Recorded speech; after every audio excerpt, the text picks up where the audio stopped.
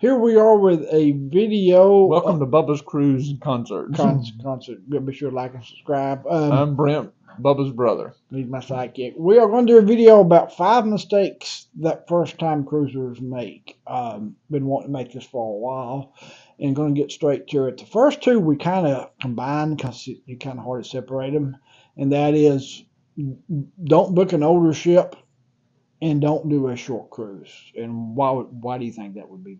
Well, I mean, the appeal to that is no matter what cruise line you talk to, an older cruise ship that is shorter in length will be cheaper.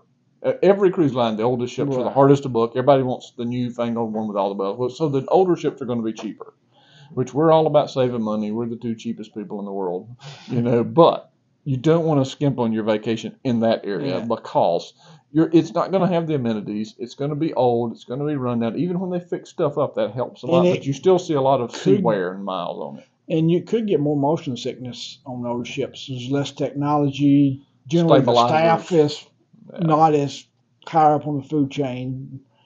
And, it seems like everybody I talk to, they say, well, they say, everybody I've ever asked says one of these two things, where I'm afraid I'm going to get seasick, or I don't know if I like it, so I don't want to stay a week. So that is the counter argument we usually hear. But you can do some of the nicer ships in shorter cruises.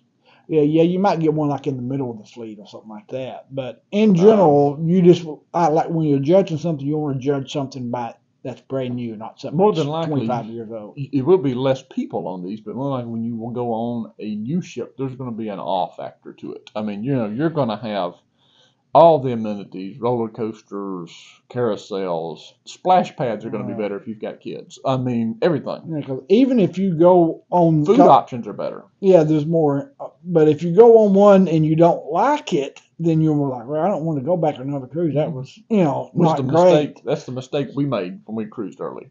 Until we started cruising with our stepfather, Doug, who knew how to cruise and taught us the proper way to cruise. Right. And it's not go on some tugboat ship.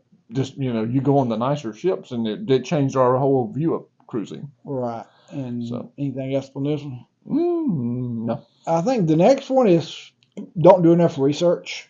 There's a million ways to figure out cruise research now, from YouTube to Facebook groups to just asking friends in your own personal life. Facebook forums, they'll load your wagon on. Yeah, I might not. I may not do the Facebook right now that I think about Cruise it. Critics the same way. Yeah, so people, but do your research and know what ships are right for you. Plus, know what cruise line is right for you. People tend to tell you what their favorite cruise line is and talk you into doing on that. I know if you're younger and have children and family, you're probably not going to be as happy on a Celebrity, Holland America, Virgin. You're not allowed on, but because they're made for old, and we've experienced this.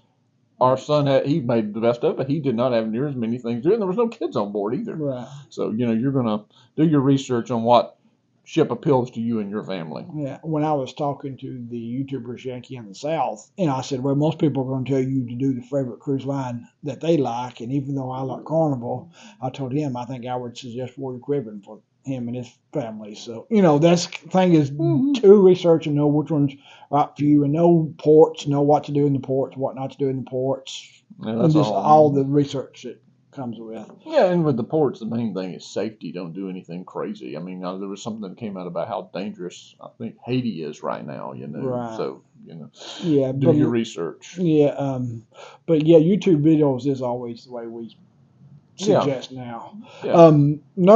The next one, pretty easy. What number is this? 4? Oh, 5, 3. Is overpacking. If you've never been on a cruise before, under no circumstance do you wait till the last minute and throw stuff in the suitcase. We recommend starting a week before a time and just doing a little at a time. Yeah, and like I said, tied in research, there's all kind of people to help you do research. And like you can join the specific Facebook groups of your sailing if you've never been, and those people are generally helpful. Those are better than the general ones where people are just like the John Hill comment stuff. You don't want to do that. But of all the things in my life, the thing that I'm most proud of outside of My family is probably RCVPL, the cruise vacation package list. And so it's close. It's up there. So this is the thing that I'm probably but we cross stuff off, be organized, pack, and you don't think you need options. You need enough clothes. There, you can wash stuff on board, but you don't need 5 outfits a day. Yeah, map out what you're wearing. I know that might sound like torture to a lot of people, but if you're doing something that's a lot of beach sports, you're going to need more swimsuits. When you also with packing is know what you're allowed to bring, which kind of ties into research as well. Certain cruise lines you can bring Cokes and bottle of wine and that kind of stuff too. So know what you're allowed to bring, and also know what you're not allowed to bring, because if you bring the wrong thing, you're going to get thrown in the trash. You bring your iron, or the ladies bring their curler irons. You're going to lose those. You'll get them back at the end of the cruise. They're not throwing them away. Also, don't bring your fishing pole. Yeah, don't bring your fishing pole. We've had instances of family members that forgot to pack their swimsuit on a cruise. We were in Alaska, okay, but this certain individual, Kelly Scott, didn't think about, they've got a heated pool on here. I didn't even think of that, hot tub. So, right. You need something, a little bit of everything. And the next one is go to where you can drive. I know Carnival is probably the cruise line that has more drivable ports than others. It's kind of contradictory though, because you're going to see your newer ships out of Port Everglades in Fort Lauderdale. Yeah, Miami. So if you live in Wisconsin, one of these probably going to have to give. But so why do you tell people to drive instead of fly over your first time? Well, it's going to save money, number one. You're going to save a lot of money. If you've got 3 or 4 people, it's going to save money. And, it's going to be, the airport is stressful if you're by yourself. You bring a bunch of kids and your family, it's just stressful. So it's going to cut the stress out, but it's going to be a lot of driving too. So, yeah, the most stressful part of the cruise is when you fly in and you got to get from the airport to your cruise hotel, and then to the cruise terminal, and then back again. And if you do fly, always fly out the day before the cruise. Don't get up the morning of like we used to do. There's too many delays in the air and for that. Don't do that. Never do that. But yeah, and it's just like if you do break the rule of overpacking, at least overpack when you're driving. You don't have to wear your suitcase, where if you're flying, you got a 50-pound limit and that kind of stuff. You're paying for suitcases, and you don't have a limit on the ship, so you drive up to your car, unload them. You don't have to worry about. Yeah, so it's not the end of the world if you're overpacked if you're driving. And the last one we have, because we want to keep these just 5 to keep them act like manners of a hog, and that is spending too much when you're on board. Yeah, because every time you turn, they're going to try to sell you something. Yeah. I mean, even if you've got the drink package, they're going to try to sell you the dining package. If you've got the dining, it's just something. They're going to sell you T-shirts. They're going to have Black Friday sales in July. They're going to have. Yeah. It's just excursion.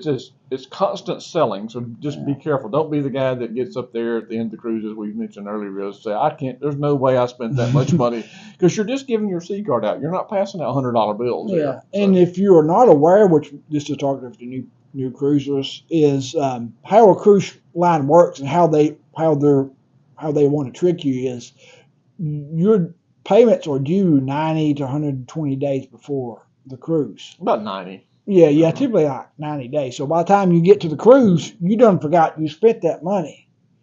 So when you get there, you almost tend to spend more money. And their line is, you're on vacation, enjoy it. Yes, but no one wants to pay with interest where it's at paying on this for 2 or 3 years before your other vacation comes up. And we also recommend go ahead and buying everything in advance you can, like your excursions, anything you are going to spend. If you can do it in advance and go and get it paid off, that helps. You can gamble. We got a deal. We didn't book one on our last cruise on the last port. Gambled. They were running a promotion. It was cheaper than it was before the cruise. Got lucky. But a lot of times the good ones, if you got something to do, they're going to be sold out.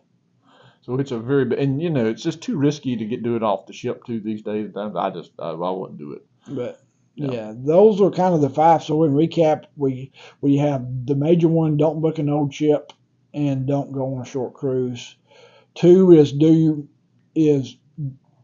research. 3 is don't overpack. 4 is only cruise from a drivable port, and 5 is bringing too much on board. Buying too much on board. Spending too much money. Anything going to add to that? We apologize for the phone. But yeah, those are our 5 tips. If you're thinking about going on a cruise, or if you have any tips that you. And another bonus tip is to try to go with some friends of yours who have gone on a cruise before. That helps out to have somebody show you the there ropes. to show you the ropes and know what to do, what not to do. Then you can learn that from there that way. So, anything else? That's all.